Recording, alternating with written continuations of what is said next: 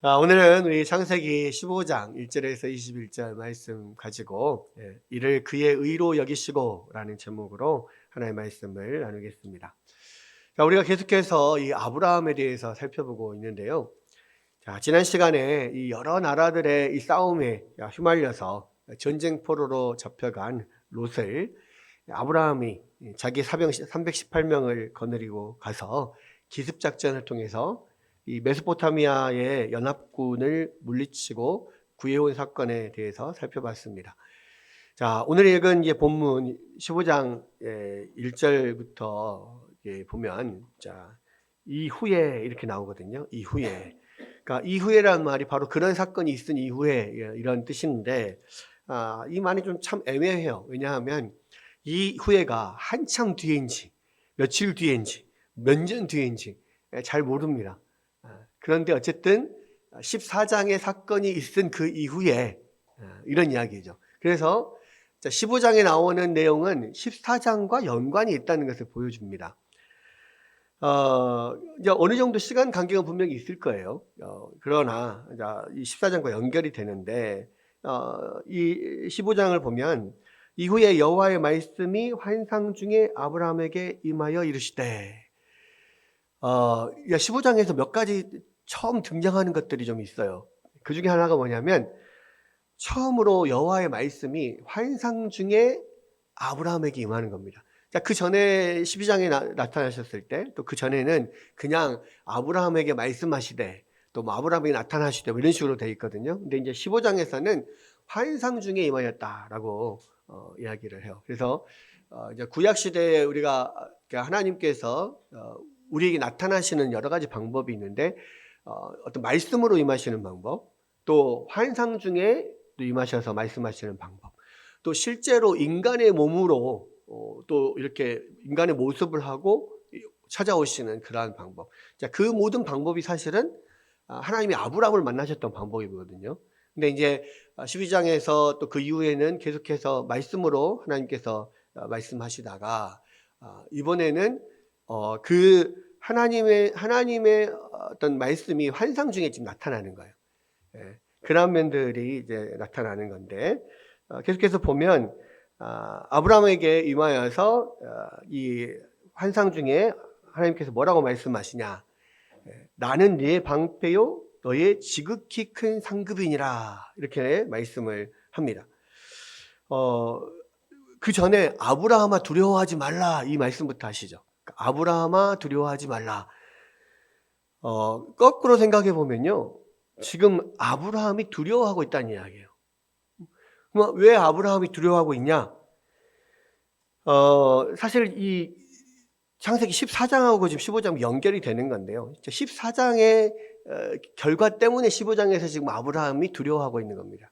왜냐하면 사실 이제 아브라함이 사병 318명을 가지고 기습작전을 통해서 이 엘라만 그돌라오멜과 이 네 나라 큰 나라의 연합군들을 물리치고 롯을 데리고 오고 모든 그런 전리품들을 탈취해 온 사건은 아주 기적적인 사건이죠. 그냥 인간적인 상식으로는 사실 말도 안 되는 그런 엄청난 사건입니다. 그랬을 때 이 엘라만 그돌라오멜과 네 나라의 연합군들은 그 모든 소돔과 고모라를 다 함락시키고 그 모든 재물을 다 탈취하고 그 가나안 지역의 모든 나라를 다 석권할 수 있을 만큼의 엄청난 힘을 가진 그러한 연합군이었단 말이에요. 그런데 그들을 밤에 기습작전을 통해서 그들을 물리치고 롯과 모든 전리품들을 탈취해서 왔어요. 거기까지는 좋아요. 그런데 이제 문제는 뭐냐면 그렇게 큰 힘을, 강력한 힘을 가진 나라들이 그 아브라함과 적은 무리들의 습격을 받아서 그런 패퇴한 것을 그들이 과연 용납할 수 있냐 이거죠. 한 번은 기습작전을 통해서 질 수는 있습니다. 그러면 그렇게 물러가는 그 연합군들이 그러한 수치를 떨쳐버리기 위해서 다시 그 아브라함을 전열을 정비해가지고 아브라함을 공격하러 들어오지 않겠느냐는 거죠.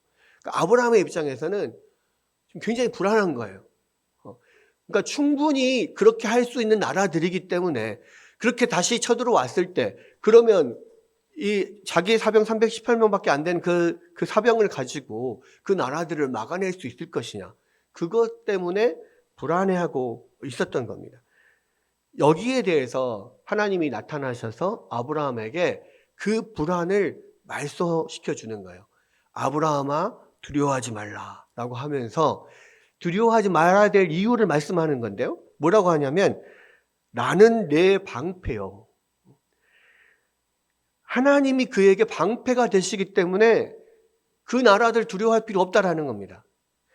여러분, 아브라함이 경험한 하나님은 어떤 하나님이에요?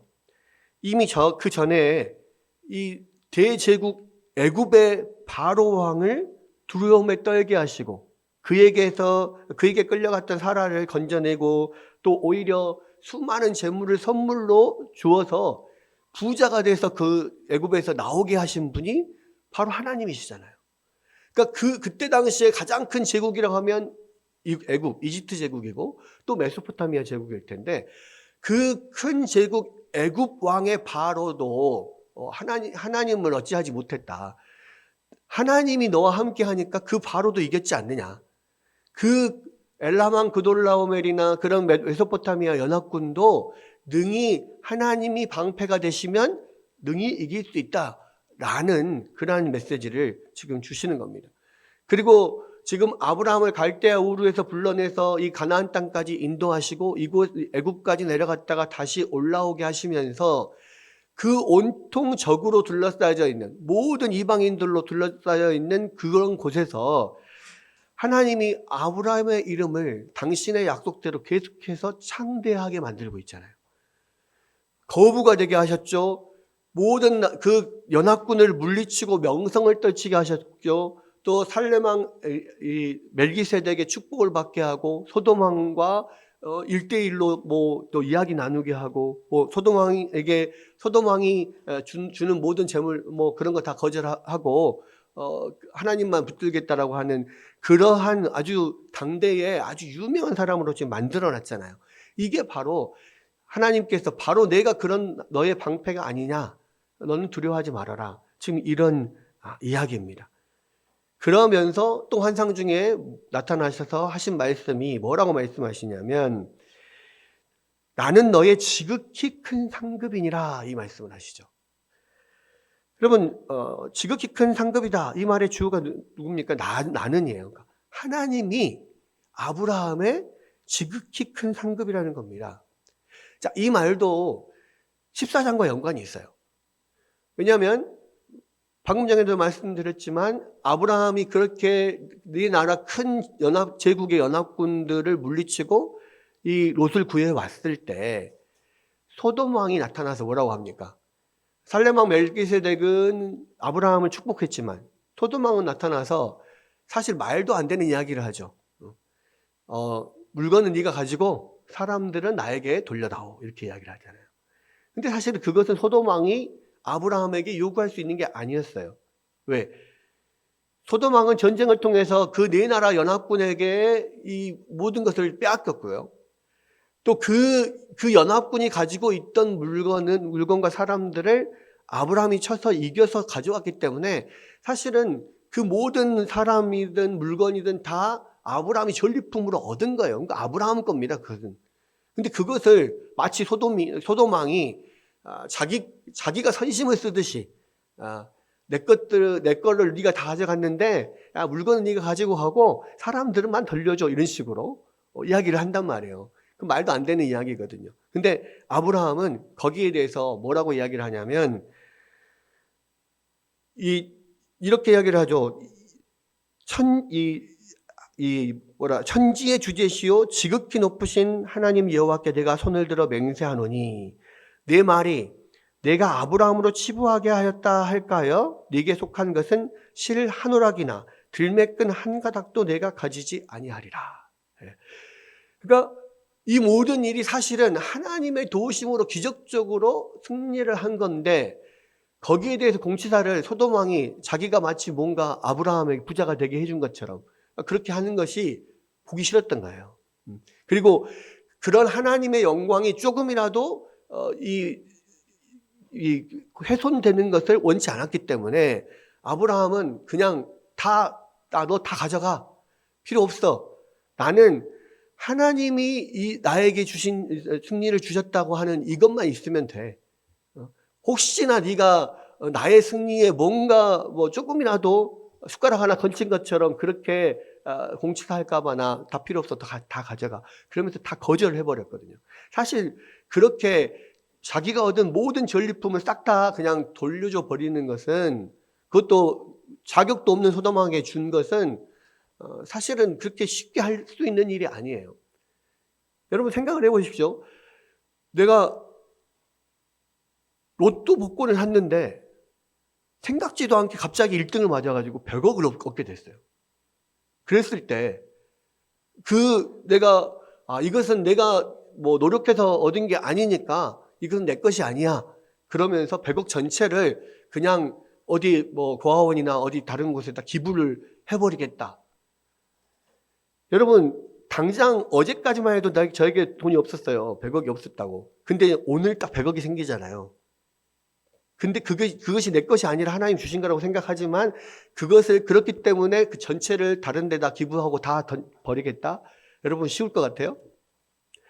그 생각만 딱 해도 별로 좀 어려워요. 이게 그냥 실제로 내가 돈을 가진 것도 아니고 생각만으로 내가 100억을 받았는데 그것을 그냥 전체를 다 기부를 한다?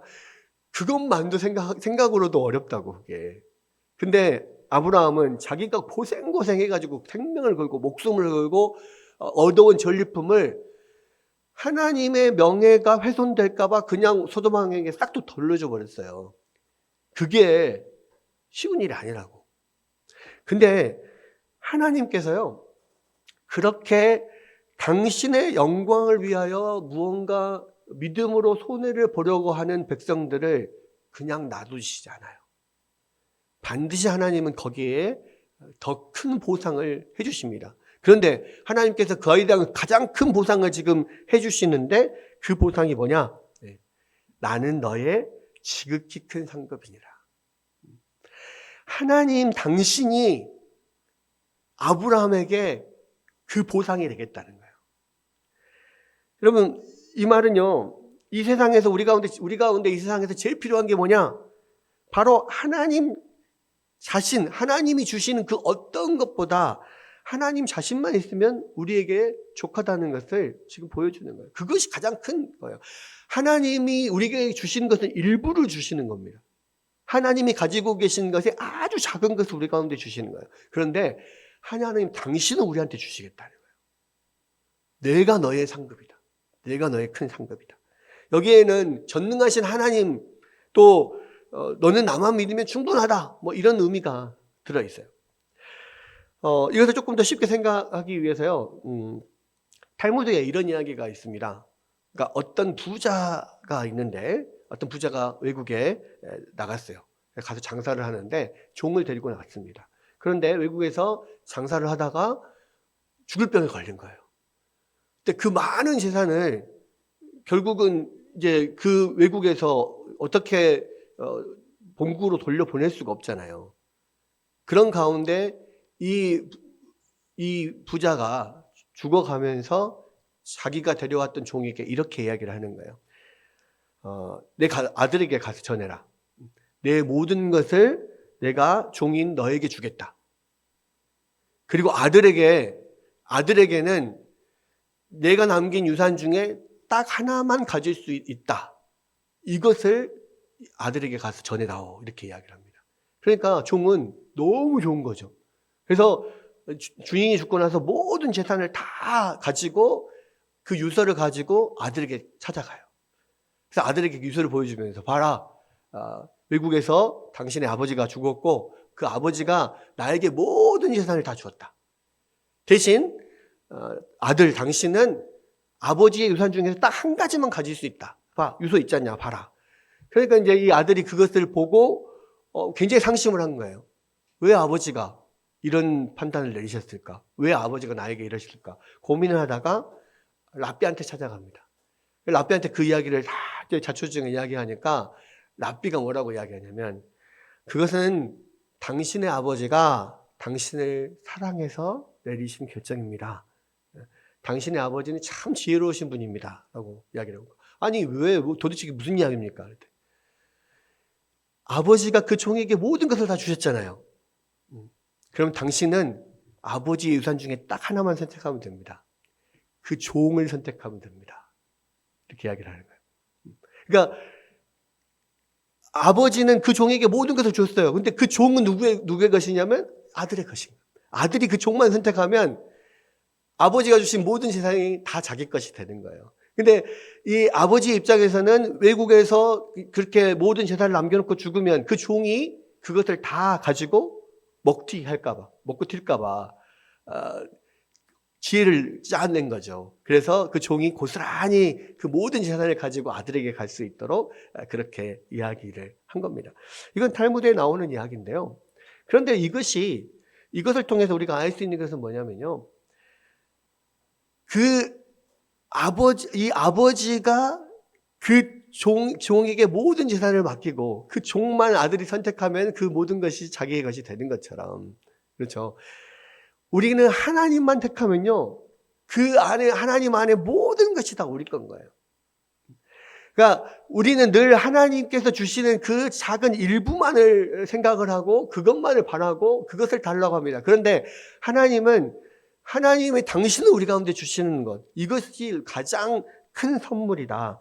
이렇게 이야기를 하는 거예요. 그래서 하나님만 우리와 함께 있다면 그 어떤 것도 문제가 안 되고 하나님이 우리와 함께 하시면 우리가 이 세상의 모든 어떤 것을 가진 것보다 훨씬 부유한 자가 되는 거라는 말이에요. 그래서 하나님께서 이 당신의 명예를 위하여 모든 전리품을 포기한 이 아브라함에게 당신 자신을 상급으로 주시겠다는 거예요. 그래서 두려워하지 말라. 나는 너의 방패요. 너의 지극히 큰 상급이니라. 이 말씀을 통해서요. 아브라함이 위로를 받고 큰 힘을 받습니다. 사실은 지금 그 전에 이 어떤 큰 승리를 이루었지만 그 이후에 후폭풍을 두려워하고 그것 때문에 힘들어했던 그런 아브라함인데 하나님이 그때마다 아브라함을 찾아가셔서 그런 위로를 주시는 거예요. 근데 그것을 통하여서 위로를 받은 우리 아브라함이 그 이야기를 듣는 가운데 생각나는 게 있어요. 뭐냐? 상급이라는 이야기를 들으면서 이렇게 이야기를 합니다. 2절 3절에 보면 아브라함이 이르되 주 여호와여 무엇을 내게 주시려 하나이까? 나는 자식이 없사오니 나의 상속자는 이 다메섹 사람 엘리에셀이니이다. 아브라함이 또 이르되 주께서 내게 씨를 주지 아니하셨으니 내 집에서 기른 자가 내 상속자가 될 것이니라. 그러니까 왜 지금 이야기를 하냐면 이 상급이라고 하는 말을 들으면서 그 상급이라고 하는 사카르라고 하는 이 단어는요. 사실 종종 성경에서 자식을 뜻하는 그런 단어이기 때문에 그래요.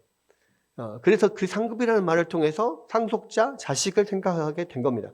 예를 들자면 시편 127편 3절에 보면 보라 자식들은 여호와의 기업이요 태의 열매는 그의 상급이로다 이렇게 되어 있거든요. 그러니까 태의 열매, 자식들을 상급으로 그렇게 말하는 그런 부분들이 많이 있어요. 그래서 내가 너의 지극히 큰 상급이니라 라고 하는 말씀을 통해서 위로를 받았지만 또 한편으로는 자식이 생각이 나는 거야. 왜? 하나님께서 분명히 나에게 약속을 주셨을 때는 나를 통하여서 많은 자손을 보고 또 내 자손들이 민족을 이루게 하겠고 또 나의 자손을 통하여서 이 모든 천하 만민이 복을 얻게 하겠다 그렇게 말씀을 하셨거든요. 그런데 아직까지 나이가 엄청 많이 들었는데도 불구하고 하나님이 그런 약속을 주신 지 꽤 지났는지도 불구하고 아직도 나는 자식이 없어. 그랬을 때 상급, 상속자, 자식 이 생각이 나는 거예요.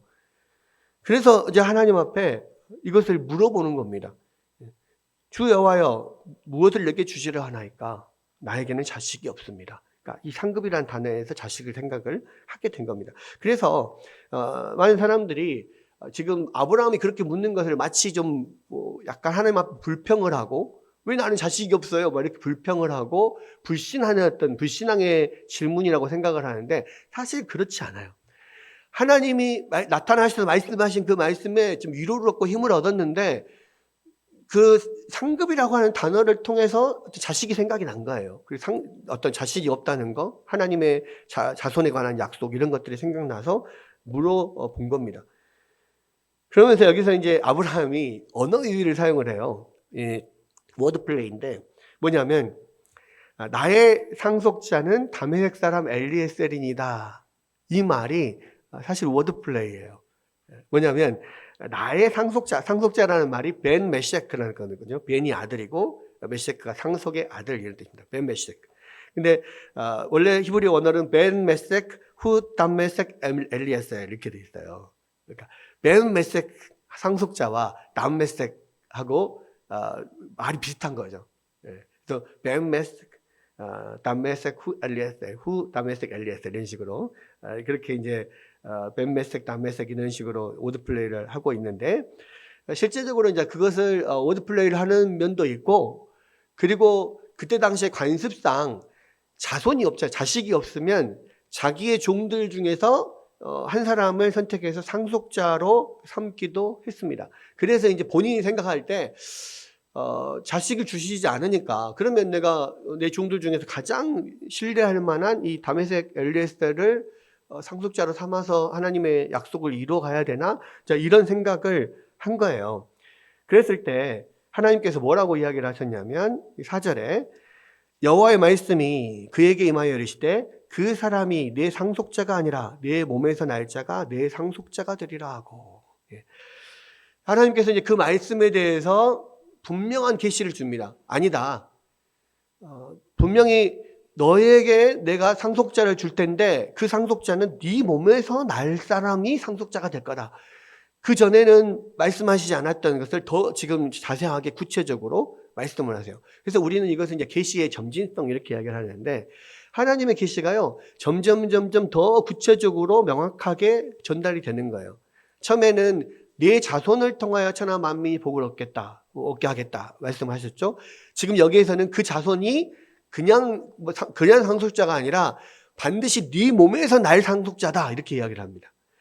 그리고 이제 나중에 더 나가면 나중에 너희 몸에서뿐만 아니라 이 사라에게서 태어날 아들이어야 진정한 상속자가 된다라는 이야기를 해요. 그래서 이제 그 나중에 뭐 아브라함의 몸에서 이스마엘이 태어나지만 사라의 몸에서 태어난 게 아니라 종인 하갈의 몸에서 태어나잖아요. 그래서 이스마엘은 하나님이 그 말씀하셨던 그 언약의 자손이 아니라라고 말씀하세요.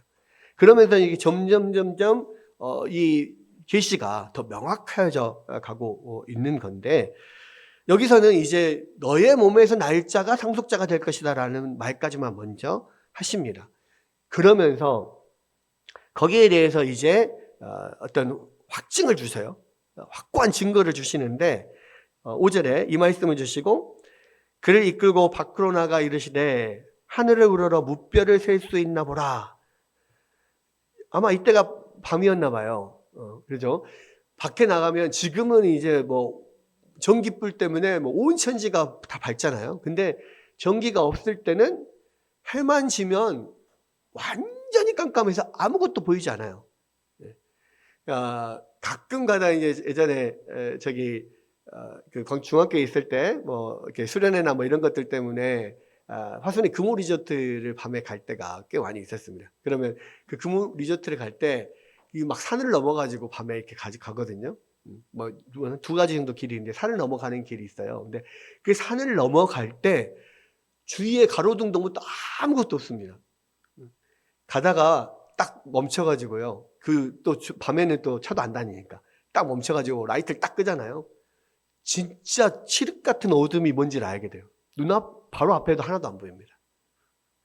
그렇게 칠흑 같은 어둠, 그러니까 사실은 전기불이 없으면요 그런 칠흑 같은 어둠이 있어요. 근데 그럴 때 밤하늘을 보면 별이 막 진짜 하늘에서 떨어질 것처럼 그렇게 보여요.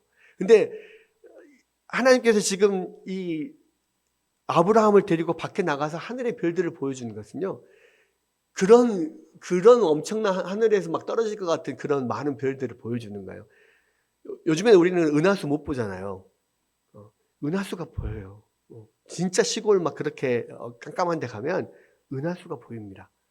그런 엄청난 별들을 보여주면서 하나님이 너의 자손들이 이렇게 많을 거다 이렇게 이야기를 합니다. 근데 하나님은요, 그 앞에서는 이 낮에 길을 다니면 이스라엘의 땅은 다 이렇게 마른 땅이어가지고 그런 티끌들이 엄청나게 먼지들이 막 날리거든요. 근데 그 가나안 땅을 걸어 다녀 봐라. 그 많은 이 진흙들처럼 먼지들처럼 그렇게 너의 자손이 많을 거다. 그걸 보여주셨거든요.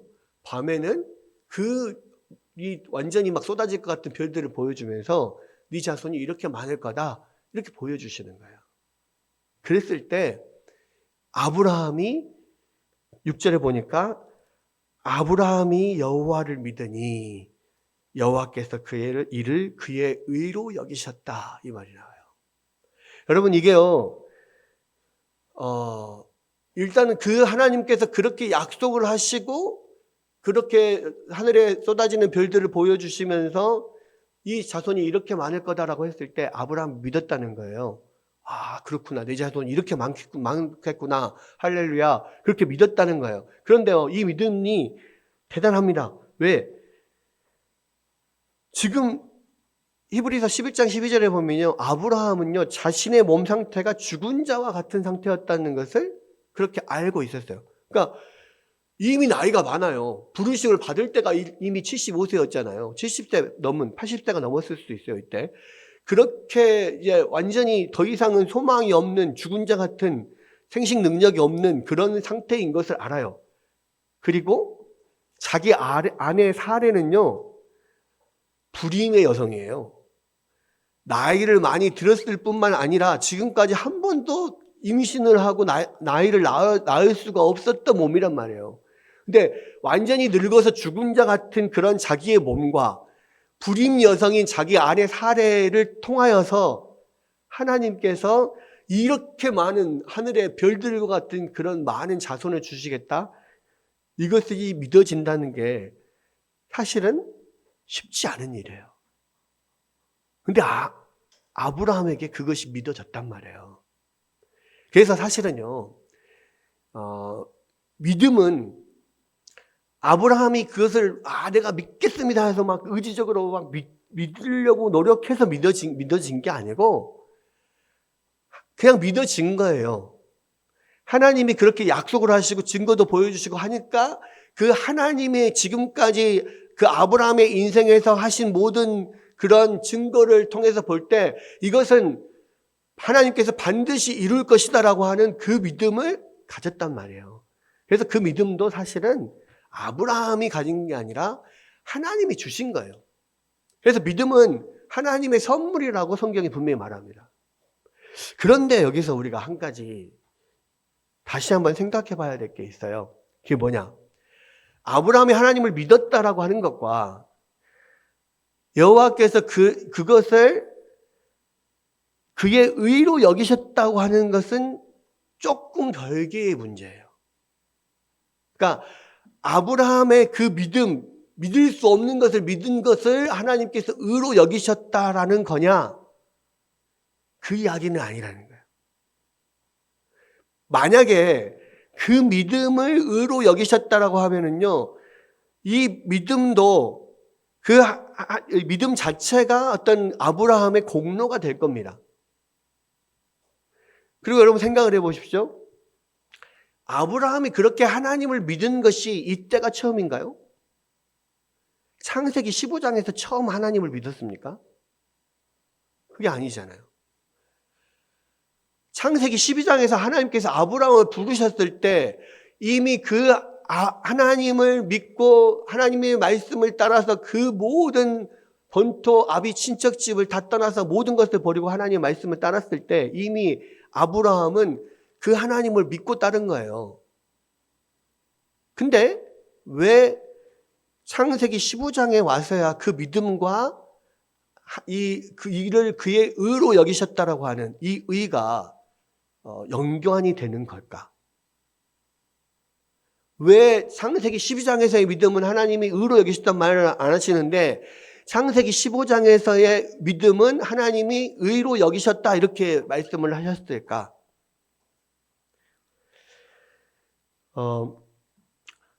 유명한 우리 기독교 저자인 아더 핑크가 뭐라고 이야기를 하냐면 이렇게 이야기를 합니다.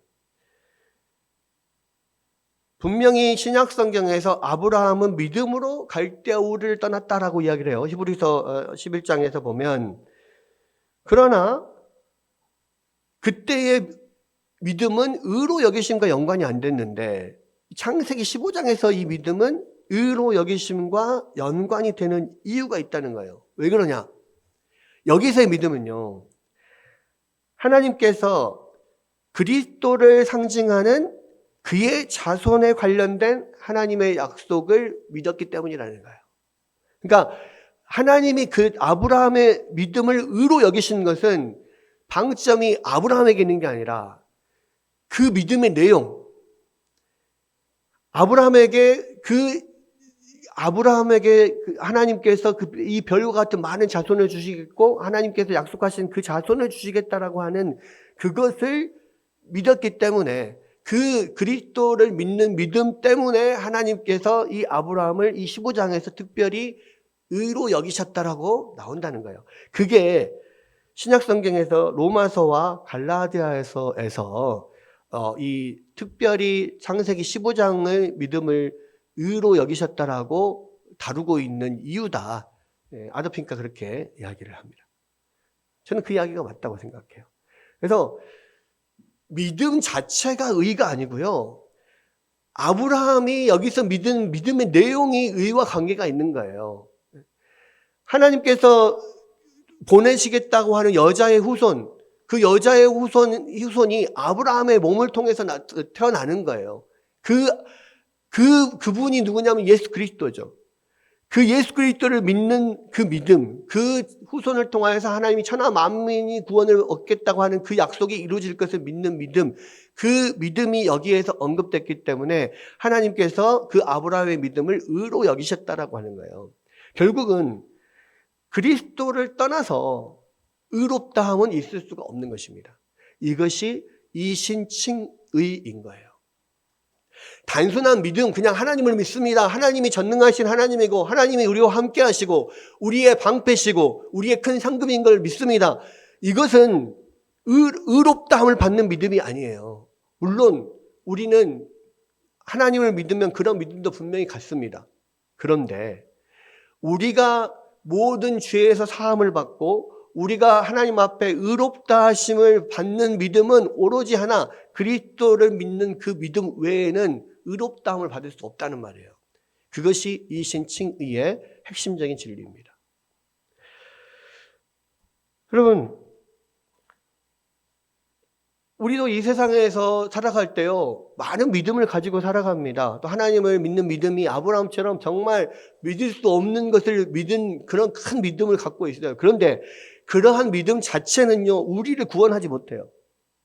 하나님이 전능하시고 하나님이 우리와 함께 하시고 하나님이 우리의 큰 상급이시고 하나님이 우리의 모든 것을 인도하신다는 믿음, 그 믿음은 참 좋은 믿음이에요. 그러나 그 믿음이 우리를 구원하지 않는다고. 우리를 구원하는 믿음은요, 철저하게 예수 그리스도를 믿는 믿음이에요. 예수 그리스도를 어떻게 믿는 거냐, 예수 그리스도에 뭘 믿는 거냐? 여러분, 예수님께서 이 땅에 오셔서 이 하나님께서 창세기 3장 15절처럼 말한 그 여자의 후손으로서 이 땅에 오셔서 실패한 첫째 아담 대신에 그 모든 하나님의 법을 다 지켜 행하고 온전한 순종을 통해서 이루신 의, 그리고 우리의 모든 죄악을 대신해서 지시고 죄값을 치르시는 수동적인 의, 그래서 수동순종과 능동순종으로 이룬 완전한 의를 그 예수 그리스도를 주와 그리스도로 믿어 순종하는 자들에게 예수 그리스도 안에서 그것을 얻도록 하나님께서 만드신 그 복음의 체계, 이것을 믿는 사람들만이 하나님께서 의롭다 여기신다 말이에요. 그러한 믿음으로만이 우리가 의로워질 수 있다는 말이에요. 그러한 믿음이 아니면요, 어떤 믿음도 하나님 앞에 의롭다함을 받을 수가 없어요. 그것이 바로 이 창세기 15장에서 이야기하는 아브라함이 그 믿으니 여호와께서 그를 의로 여기셨다라고 하는 거예요. 이것이 창세기 15장에서부터 계속해서 끊임없이 흐릅니다. 그래서 우리가 구원을 얻기 위해서는요, 예수 그리스도가 어떠한 분이신지, 예수님이 하신 일이 무엇인지 우리가 분명히 알아야 되고, 그리고 그 예수 그리스도를 붙들고 예수 그리스도께 순종하며 그 안에 있어야만 우리가 구원을 받는 거예요. 의롭다 하심을 받는 거라고요. 그런 면들을 지금 이 창세기 15장에서 볼 수가 있습니다. 그러면서 이 하나님께서 당신이 어떠한 사람인지, 어떠한 분이신지 아브라함에게 다시 이야기를 합니다. 뭐라고 이야기를 합니까? 이렇게 이야기를 하죠. 7절에 또 그에게 이르되 나는 이 땅을 내게 주어 소유를 삼게 하려고 너를 갈대아인의 우르에서 이끌어낸 여호와니라. 하나님이 어떠한 분이신지 이야기를 해요. 그러니까 아브라함이 또 물어요. 그가 이르되 주 여호와여 내가 이 땅을 소유로 받을 것을 무엇으로 할리까? 이것도 또 아브라함이 약간 불신을 가지고 불신앙으로 물어본 거 아니냐 이렇게 생각할 수 있어요. 근데 이것도 그렇지 않아요. 지금 아브라함이 계속 묻는 것은 뭐냐면요, 하나님께서 그 아브라함에게 계속 그런 계시의 말씀을 주시고 또 확증의 표시를 주시고 막 하잖아요. 그러니까 거기에 대해서 너무 신난 거예요. 그래서 하나님께서 이 땅을 너에게 주려고 내가 너를 갈대아 우르에서 데리고 나왔다. 다시 이 말씀을 하시니까 하나님 그러면 이것을 나에게 주실 또 어떤 증표를 보여주실 거예요? 막 이렇게 지금 기대를 가지고 물어보는 거예요. 그러니까 하나님께서 또 그에게 또 명확한 그 증표를 주겠다라고 하시면서 뭐라고 하냐면 야 아브라함아 언약식을 준비해라 이렇게 얘기해요. 언약 의식을 준비해라. 뭐냐면 그때 당시에 공식적인 계약을 하는 의식이 있었어요. 우리가 요즘에 뭐 땅을 살 때나 뭐 이럴 때 뭐 땅을 매매하는 사람, 매수하는 사람 만나가지고 계약서를 쓰고 도장을 찍고 공증을 하고 막 이렇게 하잖아요. 딱 그러한 공식적인 계약 의식이 있었는데 그게 뭐냐? 계약을 하는 당사자 둘이 하나의 희생 제물을 놓고 그 희생 제물을 갈라요. 벌려놓고 그 희생 제물 사이를 둘이 지나갑니다. 이것은 이게 공식적인 계약 의식이었어요. 언약 의식. 이건 뭘 뜻하냐면 만약에 너와 나 사이에 이 계약을 어기면 이 반으로 갈라져 죽은 이 제물처럼 우리들 중 어긴 사람이 그렇게 죽을 것이다. 이렇게 자기의 목숨을 걸고 계약을 하는 거예요. 이게 이제 하나의 그때 당시에 공식적인 계약 의식이었습니다. 근데 하나님이 아브라함에게 야 계약을 하자. 계약 의식 준비해. 그렇게 해서 준비하라고 한 게 제물을 준비하라고 하는데 어떤 제물을 준비하라고 하냐면 3년 된 암소, 3년 된 암염소, 3년 된 순양, 그다음에 산비둘기, 집비둘기를 준비해라 이렇게 이야기를 합니다. 그렇게 해서 그것을 딱딱 갈라놓고 그 사이를 이제 아브라함과 하나님 둘이 지나가는 그런 의식을 하려고 하는 거예요. 근데 이제 여기서 재밌는 건 뭐냐면 특별히 3년 된 제물들을 준비해라 그랬습니다. 자, 이것은 두 가지 의미가 있어요. 하나는 3년 정도 자란 그런 짐승이 이제 막 성인이 된 완전한 그런 짐승이에요. 그래서 3년이 됐다고 하는 것은 완전하다는 의미이고 또 한 가지는 뭐냐면 지금 이 어떤 제물을 통하여서 하나님의 약속을 인치시는 거잖아요.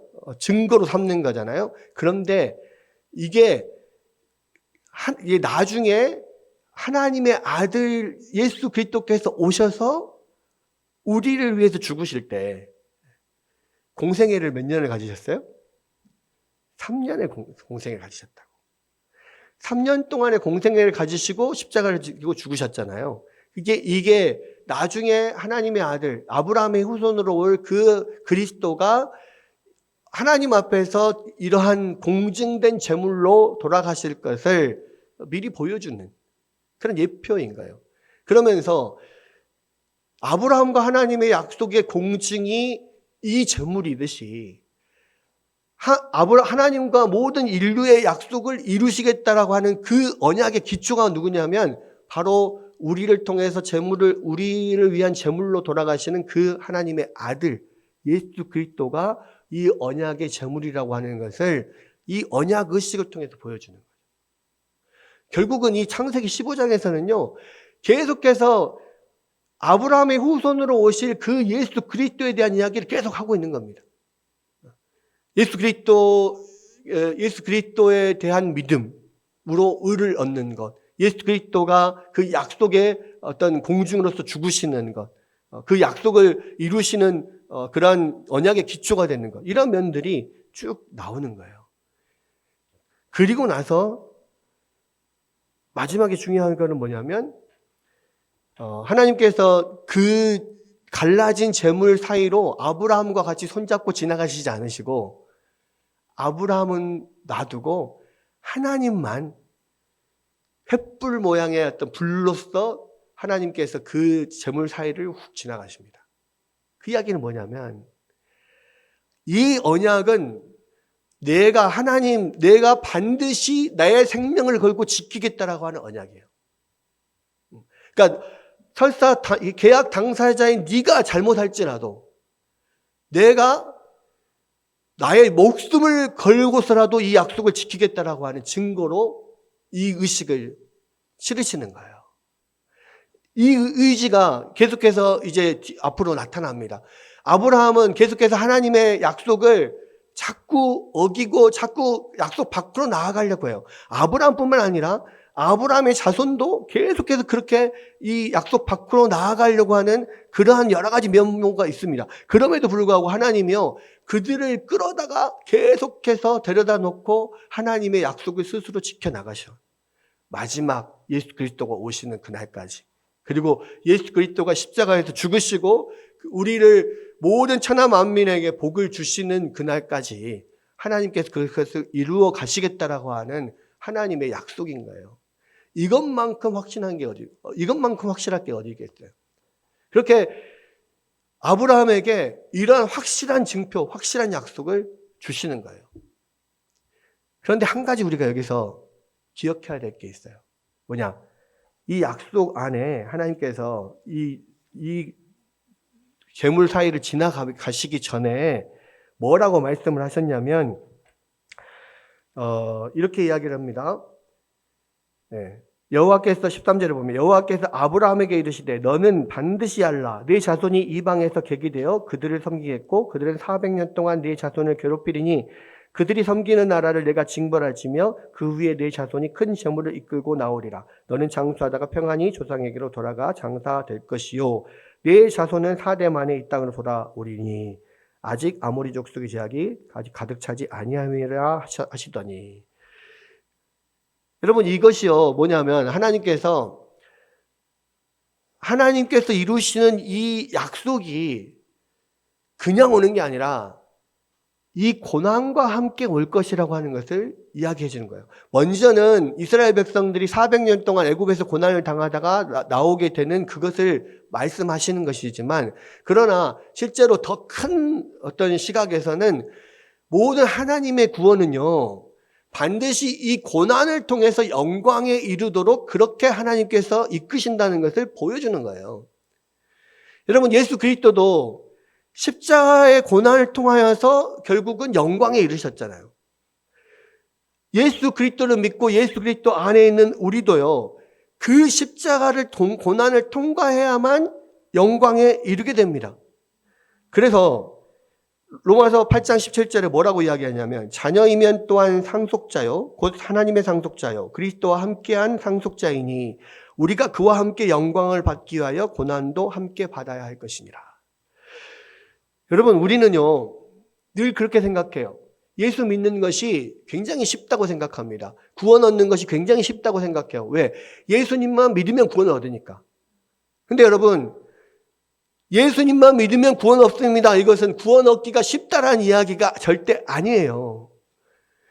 여러분, 우리가 구원을 얻는 방법은요, 우리는 예수님을 믿으면 되지만 그 예수님이 그 십자가에서 이루셨던 그 모든 고통과 고난을 다 견디고 하나님 앞에 온전한 순종을 이루는 그 모든 과정, 죽기까지 순종하는 과정을 통해서 우리가 할 수 없는 그 순종을 예수님께서 대신 해 주셔서 우리가 구원을 얻는 거잖아요.